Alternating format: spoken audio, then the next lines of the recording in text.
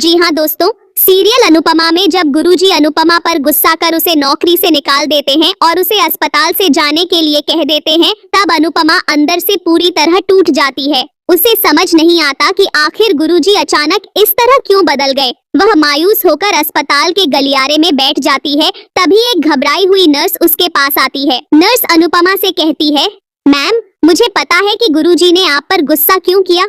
कुछ देर पहले उनका बेटा यहाँ आया था और कमरे के अंदर जाकर गुरुजी से बहुत बुरा व्यवहार कर रहा था। मैंने दरवाजे के पास से उनकी सारी बातें सुन ली। उसने गुरुजी को धमकी दी कि अगर उन्होंने उसकी बात नहीं मानी तो वह न सिर्फ आपको नुकसान पहुँचाएगा बल्कि किसी भी हद तक जा सकता है। यह सुनकर अनुपमा स्तब्ध रह जाती है। नर्स आगे कहती है, गुरुजी तो बस नाटक कर रहे हैं। वो तो आपको अपनी बेटी मान चुके हैं, लेकिन वह आपको किसी मुसीबत में नहीं डालना चाहते, इसीलिए दिखावे में आपसे नाराज हो रहे हैं ताकि आप दूर रहें और सुरक्षित रहें। अब सारी सच्चाई सामने आ जाती है। अनुपमा की आंखों से आंसू बहने लगते हैं, लेकिन साथ ही वह अंदर से और भी मजबूत हो जाती है। वह खुद से वादा करती है, गुरुजी ने मुझे बेटी माना है, अब मैं भी उनका साथ कभी नहीं छोड़ूंगी। चाहे कुछ भी हो जाए, मैं उनके बेटे की हर साजिश को नाकाम कर दूंगी। अब अनुपमा तय कर चुकी है कि वह गुरुजी को इंसाफ दिलाकर रहेंगी और उनके बेटे को उसकी गलतियों की सजा दिलाकर ही दम लेंगी। ये सफर अब सिर्फ एक बेटी और गुरुजी के रिश्ते का नहीं रहा,